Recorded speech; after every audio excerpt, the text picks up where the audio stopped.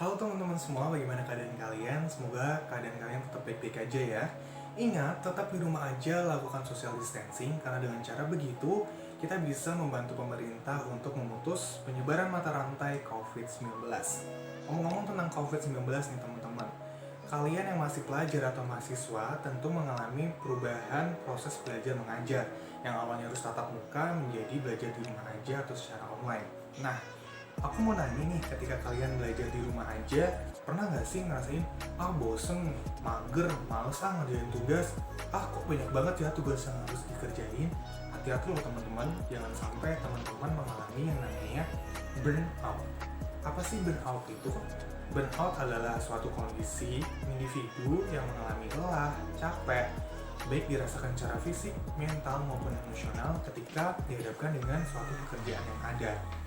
Biasanya, burnout ini dialami oleh para pekerja atau karyawan, namun tidak menutup kemungkinan para pelajar atau mahasiswa juga bisa mengalami kondisi seperti ini.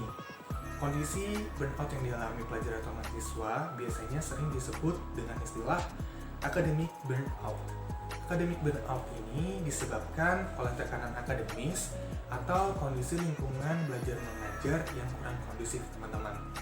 Nah, contoh academic burnout itu sendiri adalah ketika teman-teman merasa malas untuk belajar, teman-teman merasa malas untuk menjalankan tugas, teman-teman tidak bersemangat atau tidak termotivasi untuk menyelesaikan tugas, terus teman-teman juga merasa bosan untuk menjalankan rutinitas sebagai pelajar atau mahasiswa, dan juga teman-teman contohnya memiliki konflik interpersonal dengan dosen atau guru, atau biasanya nih yang semester akhir nih yang lagi ngerjain skripsi, itu biasanya sering ada konflik kecil di mana mereka sering susah bertemu dengan dosen pembimbing seperti itu. Nah, itu contoh-contoh academic burnout. Nah, untuk gejala fisiknya adalah teman-teman bisa saja mengalami rasa pusing, terus teman-teman bisa kurang energi, rasa lelah, terus bisa juga mengganggu proses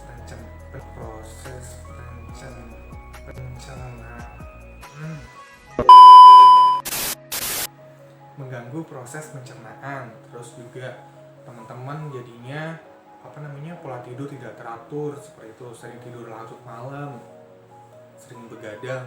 Nah, itu adalah gejala fisik dari burnout itu sendiri. Kemudian untuk gejala psikologisnya, teman-teman itu akan kehilangan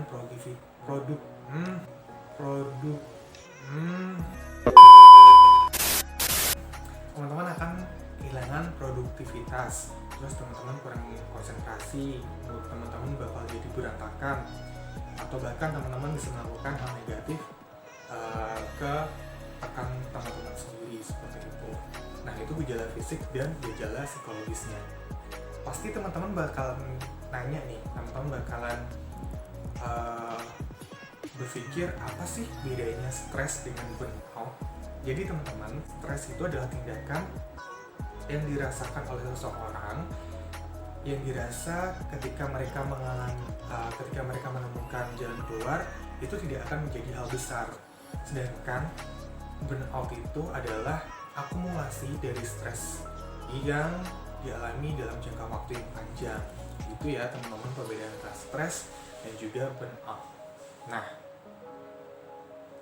gimana sih caranya agar kita bisa terhindar dari burnout ini? Gimana sih tipsnya untuk mengatasi masalah burnout ini? Tips yang pertama, tingkatkan produktivitas kalian, teman-teman. Kalian bisa menjalankan hobi kalian ketika di rumah aja. Misalnya nih, kalian yang suka masak, kalian bisa belajar masak. Kemudian kalian yang suka berolahraga, bisa sering berolahraga, main musik, udah belajar musik. Terus tips yang kedua adalah jaga pola makan sehat kalian, sering makan makanan yang sehat, bergizi, kemudian sering olahraga. Nah, tips yang ketiga adalah kalian bisa ceritakan masalah atau keluhan-keluhan kalian ke teman-teman kalian. Dan tips yang keempat adalah ketika dirasa perlu kalian bertemu atau mengkonsultasikan masalah kalian ke psikolog, kalian bisa menghubungi psikolog untuk mendapatkan insight-insight baru sehingga teman-teman bisa terhindar dari yang namanya burnout itu sendiri.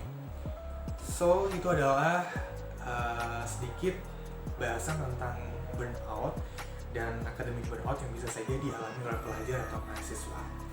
Oke, sekian, tetap di rumah aja, tetap jaga kesehatan, semoga kita semua terhindar dari pandemi COVID-19 dan juga semoga COVID-19 di Indonesia dan di negara-negara lain bisa selesai dan negara kita ternyata ini bisa aman seperti sebelum-sebelumnya. Terima kasih dan sampai jumpa.